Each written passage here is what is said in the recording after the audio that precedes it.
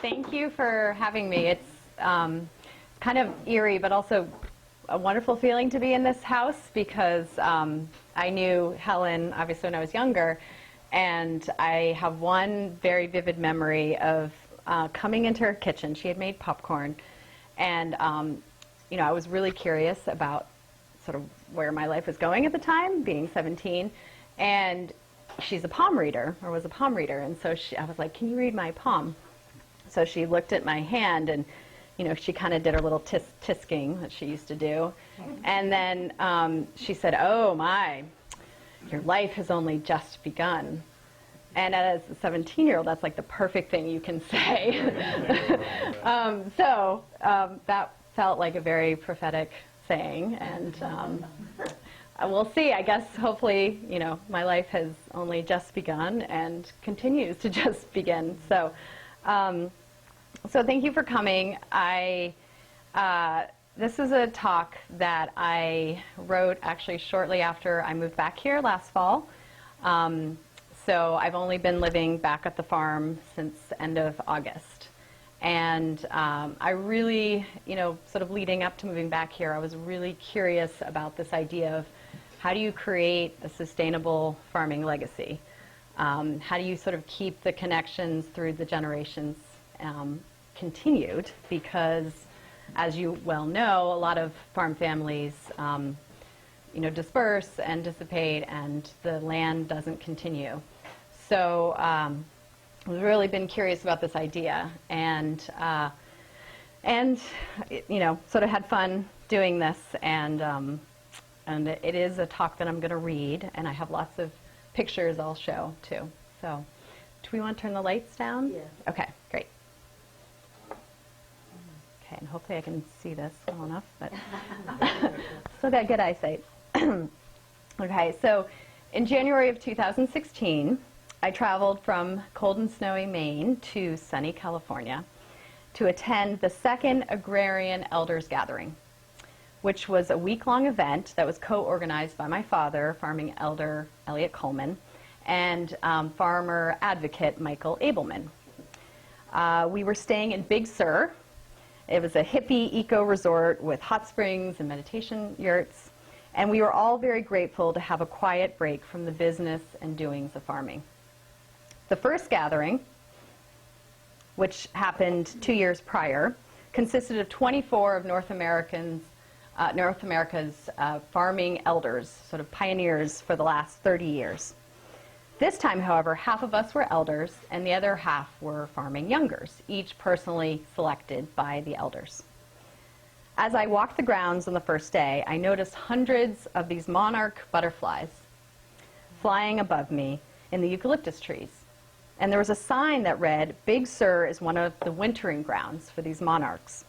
And they take 2 to 3 generations to travel from their northern summer locations to their winter homes, all the while transferring and carrying the knowledge and memories of the previous generation."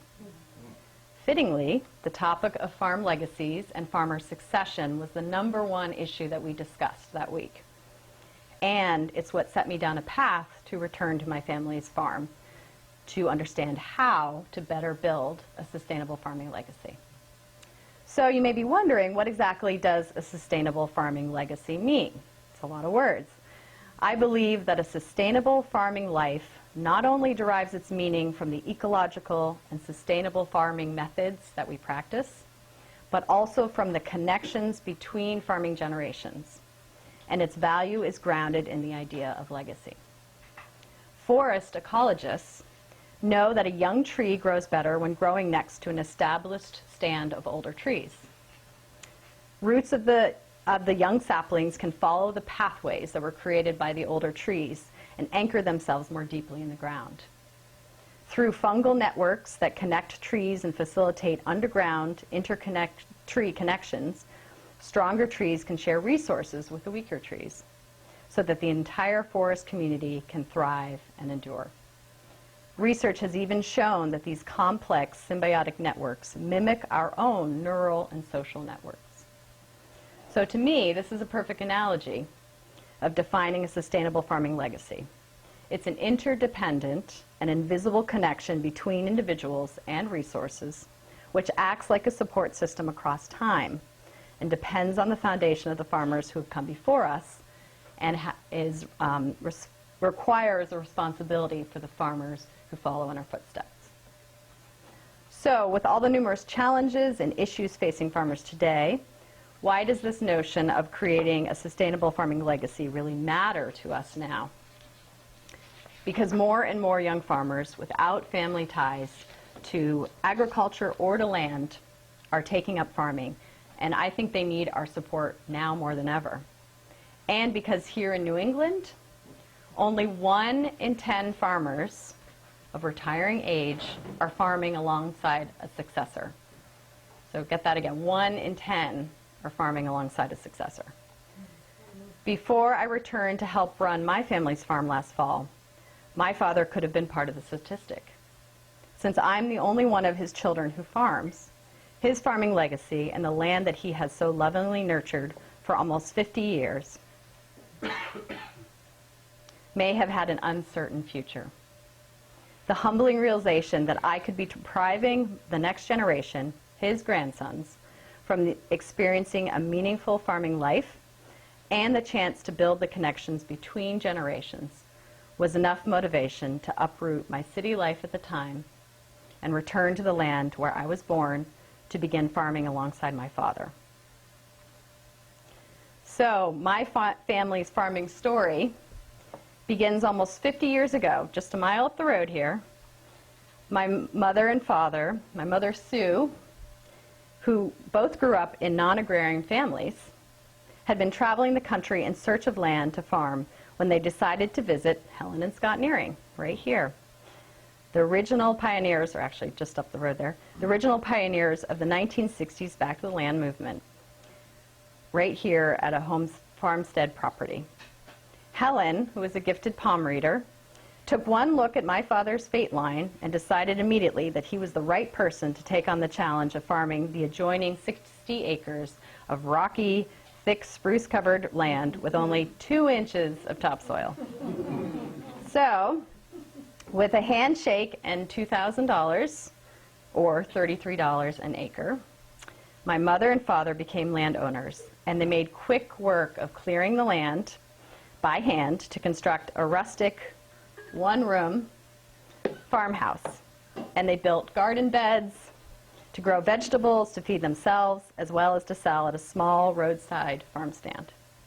Over the years, the farm grew and news began to spread of their impressive farming accomplishments on this difficult but productive land, using nothing but hand labor and organic growing methods. They were considered pioneers during this time, doing the impossible, and many apprentices came to the farm and people followed them to get a taste of the simple good life on this land and in this house that they had carved out of the Maine woods. My sisters and I were born, oh, there's the farm stand. We're born in this house, and we were part of the magic of the farm. But sadly, the strains of a subsistence lifestyle and the accidental drowning of my sister Heidi in the farm pond broke our family apart, and the farm lay dormant for nearly 13 years. Fortunately, my father had the means and foresight to hold on to the land, and the farm came back to life as Four-Season Farm in the early 1990s with my stepmother, Barbara. Now, with 7 movable high tunnels, 2 greenhouses, and an incredibly fertile 1.5 acres of year-round vegetable production, the farm has become an inspiring example of successful small-scale farming in a northern climate. And Four-Season Farm receives hundreds of visitors each year. No longer considered a crazy back-to-the-land hippie, my father is now jokingly referred to as the Beyonce of the farming world. He got that in an award, by the way. So, while I like to say I grew up learning farming through osmosis, I didn't immediately become a farmer myself, and I spent many, many years trying to get away from my farming roots, if you can imagine. So, as a kid growing up in the 80s, farming as a profession wasn't nearly as popular and trendy as it is today. So it wasn't hard to escape my background and pursue other non-farming interests. I spent much of my 20s ski bumming in Colorado, raft and sea kayak guiding, working for an internet startup, and even as an escrow assistant for a real estate title company, if you can believe it. But all during that time, I always had an affinity for growing plants and for enjoying good food. And no matter how hard I tried, I couldn't seem to hide from the fact that I share an unmistakable resemblance with my father. So I believe it was fated that I too would eventually become a farmer. But I resisted it for a very long time. And it wasn't until after I had my two boys, Bodie and Hayden, that I began farming in 2008 with my partner Robbie, and we started Divide Creek Farm in Colorado. We inspired our community by applying many of my father's four-season farming principles to the harsh growing conditions of the Rocky Mountains. And we successfully produced veggies year-round on only an acre and a half, using movable high tunnels and other season extension techniques. My sister, Melissa, likes to joke that our farm should have been called Four-Season Farm West. It was also an inspiring place to raise my boys, and they thrived there, just like the vegetables in our compost-rich soil.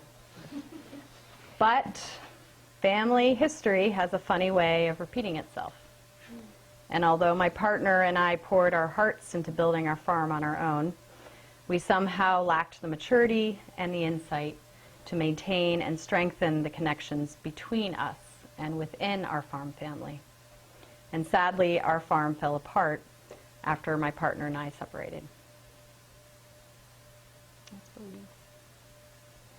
After I left Colorado and moved to Portland, Maine in 2012, I began Four-Season Farm Consulting for organizations, nonprofits, and individual farmers as a way to give back to fellow farmers by sharing my father's pioneering work combined with what I had learned in Colorado. It was an important time for me to compost the experiences and knowledge I had gained in Colorado and turn it into richer black gold. During this time, I also began thinking more about the issues facing young and beginning farmers today. Challenges of accessing capital and finding affordable agricultural land near populated areas. These two issues presented the biggest threats to beginning farmers. And even if farmers do end up conquering these setbacks, most farmers still must work jobs off the farm just to pay the bills. And this can add a tremendous amount of stress to the farm family. All of these challenges became the inspiration for the idea of creating a new farm model, the ARC Farm, an innovative farm business model that would support the farmers through collaboration and resource sharing under the umbrella of a strong and resilient farm enterprise. ARC is an acronym for Agrarian Resource Collaboration, and I envisioned it consisting of at least 100 acres of land preserved with farmland easements and farmed by 6 or more farmers, each with their own 12-acre farm block. The layout of the blocks would be modeled after my father's successful farming methods, which have a proven track record of generating high yields and revenue per acre. The layout of the blocks, at the center of the ARC would be the Keystone Farm Hub, where a pack house, storage facilities, and distribution services would be located to support all of the blocks without any one farmer having to incur the expense alone. Sales and marketing would be tightly integrated, a single brand from soil to market. ARC would be a creative solution for scaling up local agriculture to access larger and underserved markets while still preserving the integrity of the small-scale farm model. Structured as a flexible and cohesive business, it would better accommodate and support life transitions of farmers and staff. They would be able to grow with the business and specialize, and the farmers would have the support to focus on what they do best, farm, while making a living on the farm. As I envisioned it, I wholeheartedly believed that the sum of the ARC farm would be stronger than its individual parts. But finding the right piece of property to anchor the first ARC did not happen very quickly, And unfortunately, one promising property that I had fallen in love with near Portland did not pan out as I had planned. In the aftermath of that disappointment, I came to a profound realization that precipitated an important life decision. While great ideas can always wait, great people cannot.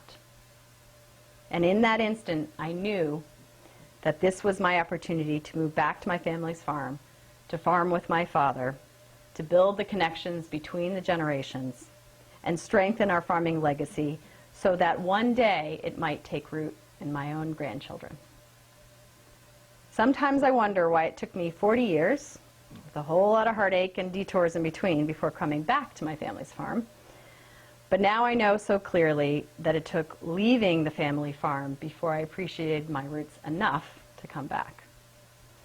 While I don't have all the answers yet on how to build a sustainable farming life, the experiences and wisdom that I have gained so far have served me incredibly well during the last year adjusting to life farming with my father.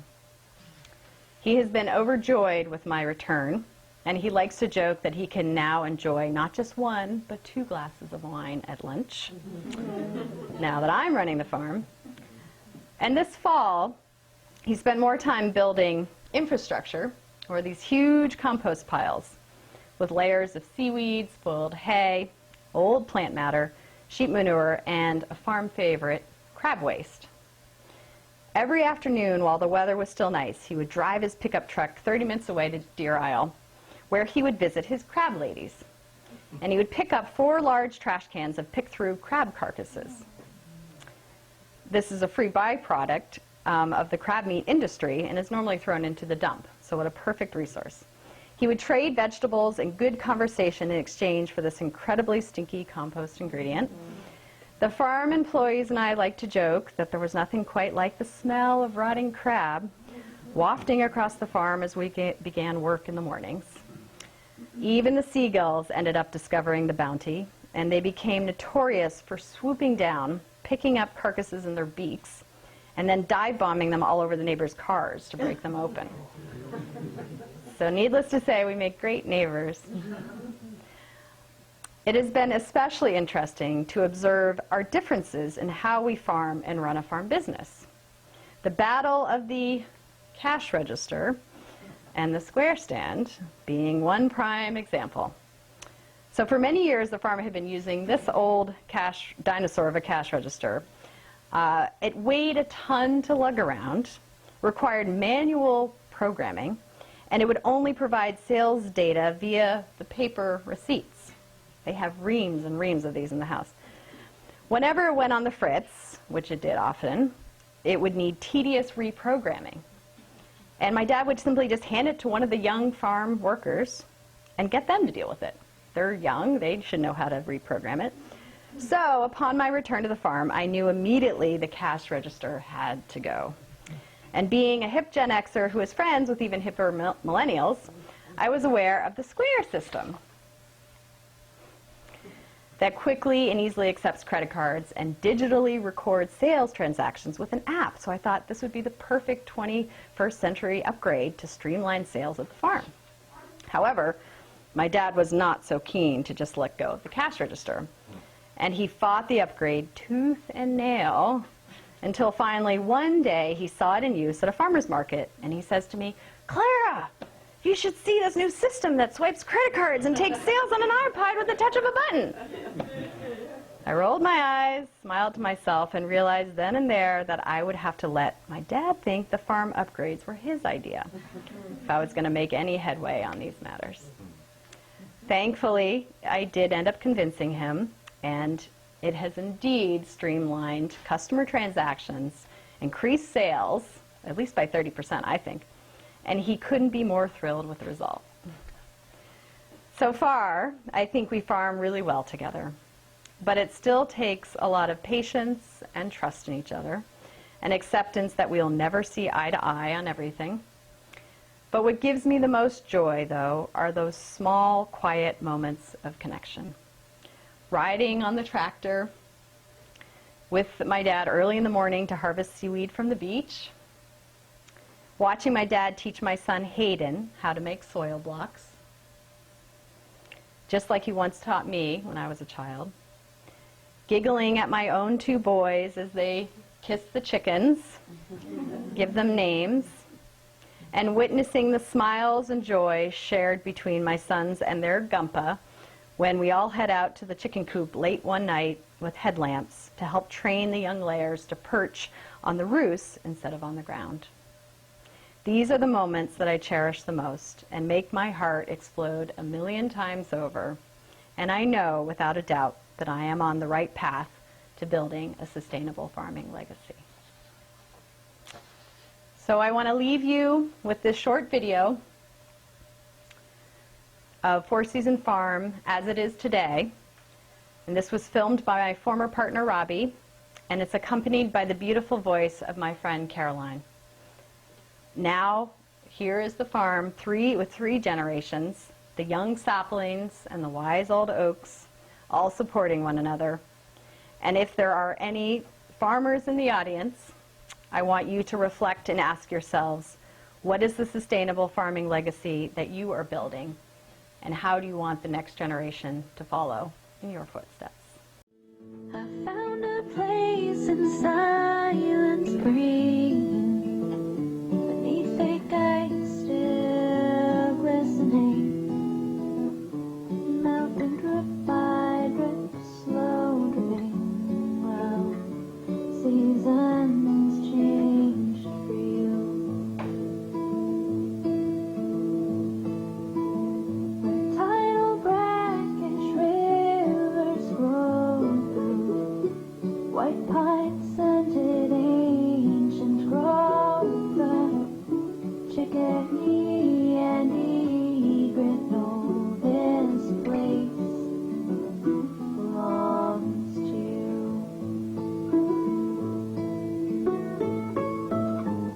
The journey calls and strong winds whisk me away, far from my home.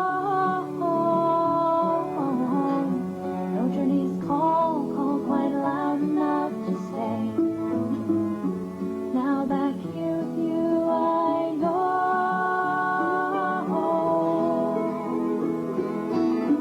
that I can sail, Lord, I can fly, but this is where I plan to die. Ocean, rock, earth, wood, and sky, and the salt's welcome kiss on my cheek. This place belongs to me.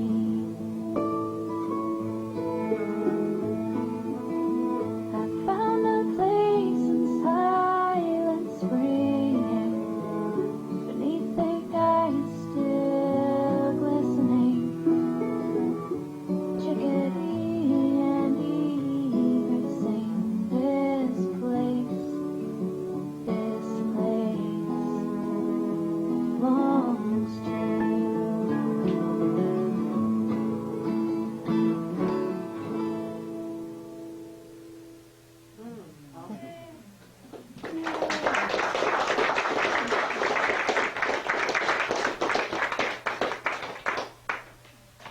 So thank you. If you have any questions, I'm happy to answer questions.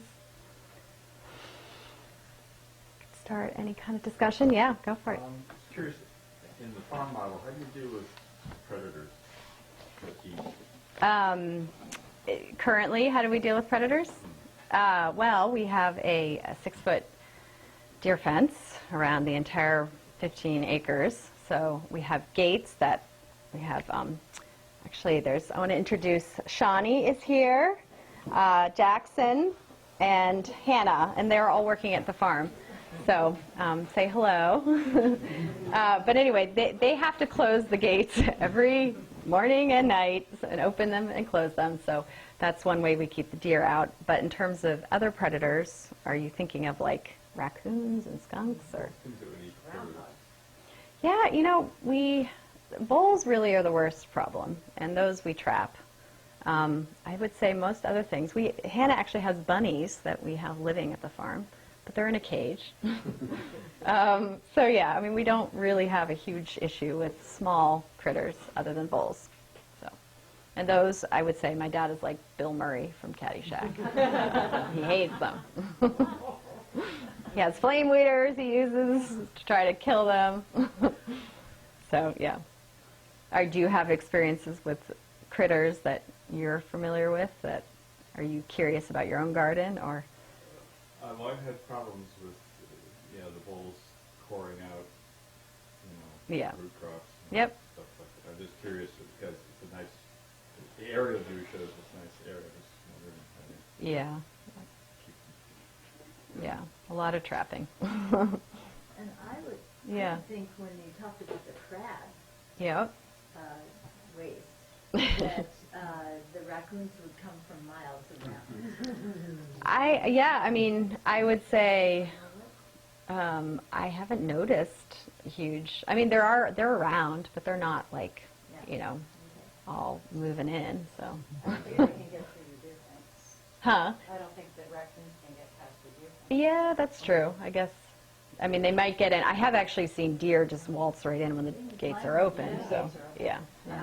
They can climb unless They it's don't right on. climb, they don't climb Yeah. my house, and the raccoons don't climb the difference, because we have, our compost is outside, and we've also had crab, what we call crab ridge, and you're right, and the wind comes from the right direction, which luckily it didn't often. We used to pick up from a crab picker, and so we've got a good supply of that on our property too, and even though we might have seen a raccoon or two down there, they never got into my vegetable garden, Yeah. which is surrounded by deer fences. Yeah. Yes. So I had a question that I forgot, but I had a comment which I didn't. Yeah. Because I just want to tell you, I really liked your we go. analogy or your comparison over to composting your experiences. Oh yeah. But here, Yeah. knowing Helen and how she composted, and sort of her own version of farm economy, where like she would be just like lopping off, I just don't want her to just lop off perfectly edible, usable vegetables, Right. but they weren't perfect, so into the compost they went. Yeah. But I just love that analogy. Yeah, yeah.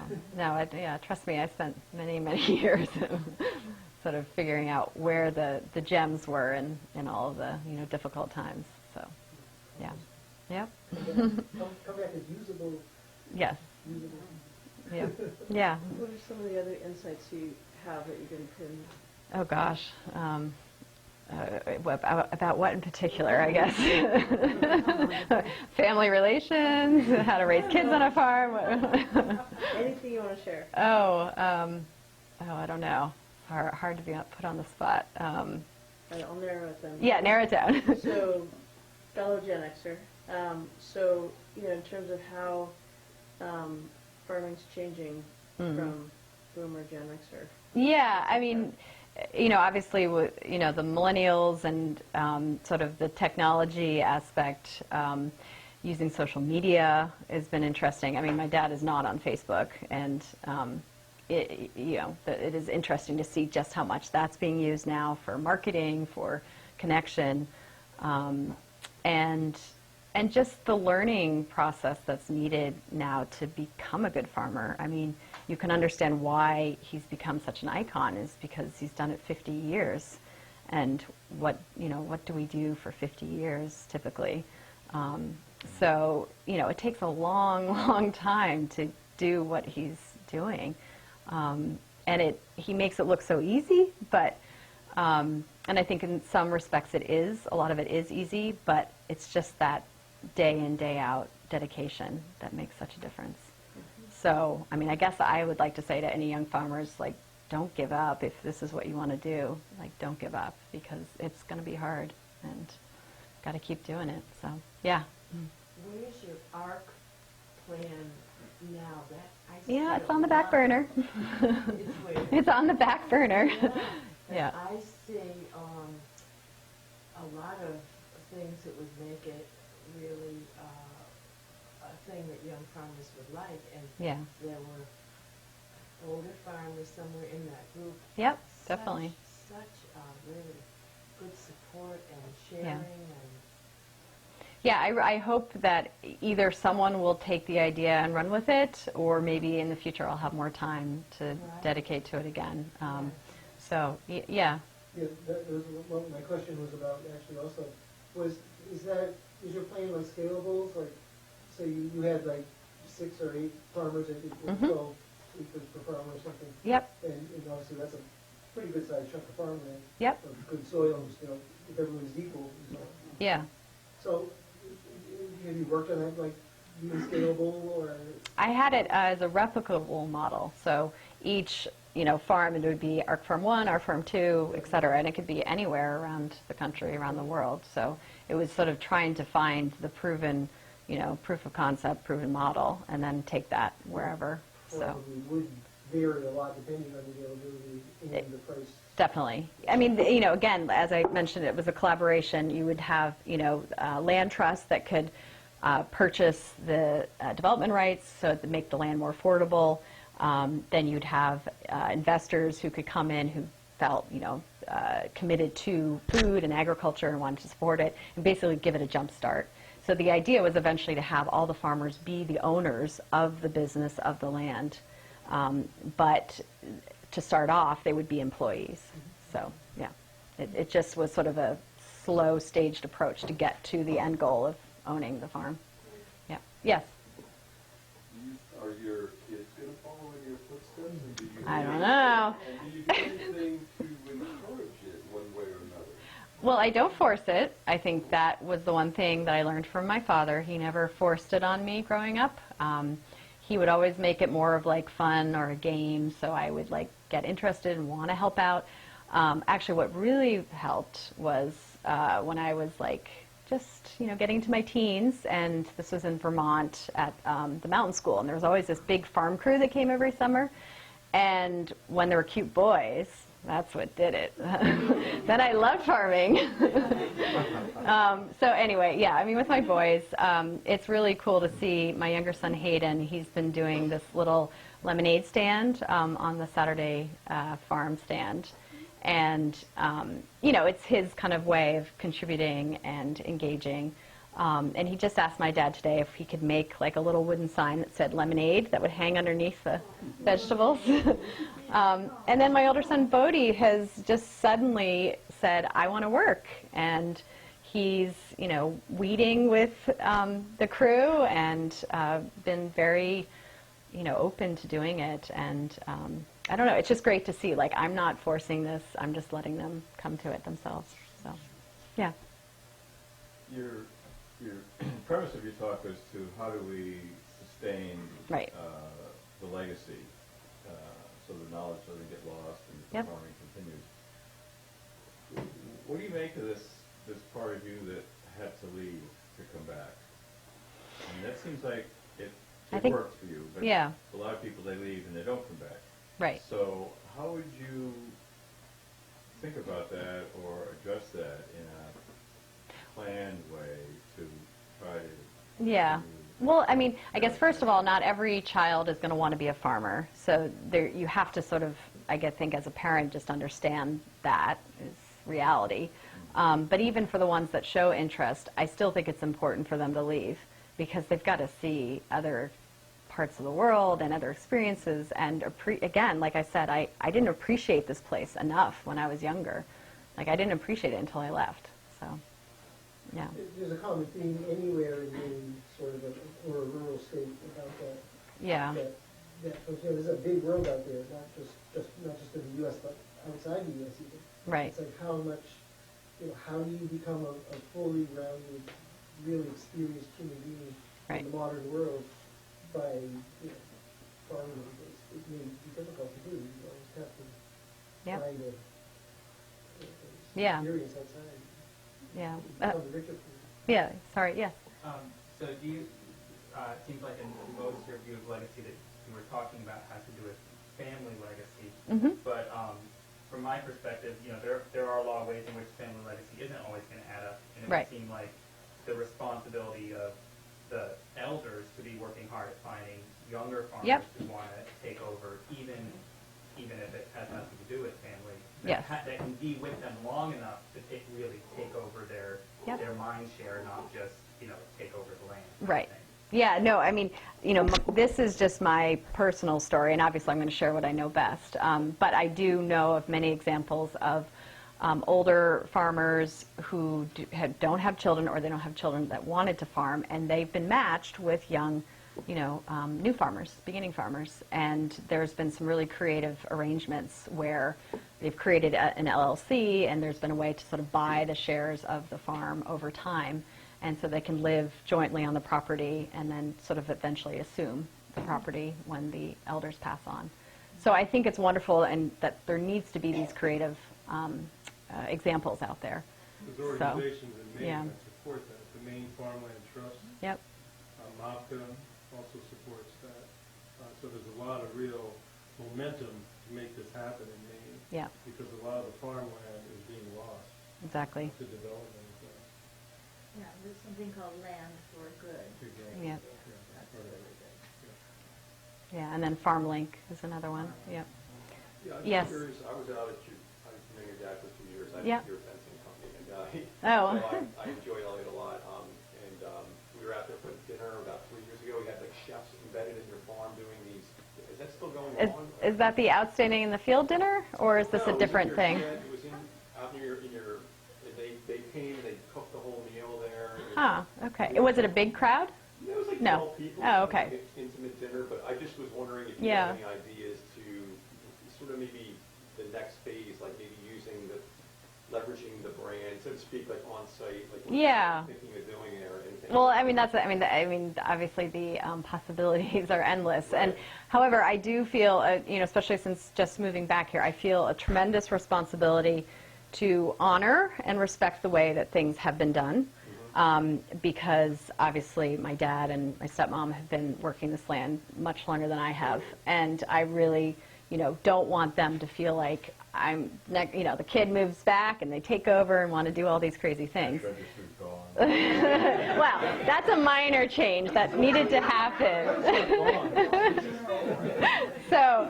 But I think, looking forward, I do, there's a lot of things that could be done moving forward, and my boyfriend Charles and I have, talked about what other educational components could be brought in. It is hard to integrate the commercial working farm with the education, so that is tricky, and I'd like to figure out how best to do that. Whether there's more of a nonprofit created, there's so many possibilities, and I'm excited by that. I think it's great to see that as new things. So, yeah. But, yes. Can you talk a little bit about your understanding of building soil and how to maintain soil? I know your dad talked about when you first came, the soil was very sandy and acidic, and it takes, the heart of a farm is really soil and how to make it sustainable. Yeah. So obviously compost, seaweed. All the natural resources that he had access to.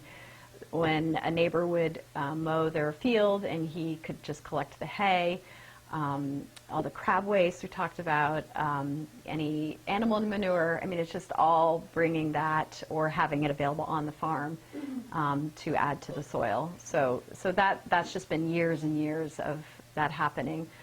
He has, purchased compost made elsewhere as well, and a lot of cover crops, green manure.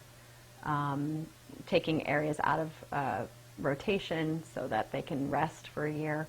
So, all of it is just sort of the standard, what he's either preached or other people are preaching. And it works. We have bugs. You guys know we've got cucumber beetles and nothing's perfect. But I think the whole ecosystem is so healthy, and that's what's keeping this farm, producing really beautiful crops. So, yeah. Yes. So I've known about a few of these arrangements with younger farmers, older farmers, and younger farmers are taking over, and then because there wasn't correct legal infrastructure, Right. it fell apart really problematically. Yeah. So I was wondering, what kind of experience you have with these legal arrangements, or Yeah, well, I guess working with an intermediary, an organization that can help structure it, I think is probably the first step, is just I know Land for Good, you mentioned, they help create those arrangements. There's just a lot of organizations cropping up that seem to be helping to facilitate those arrangements. So I just think it's important to do your homework and find those. So, yeah. So, yeah, you definitely don't want to end up in a bad scenario, because the whole idea is to make the land last and the legacy last. So, yeah. Yeah. Anyone else? Thank you so much. Yeah, thanks for having me.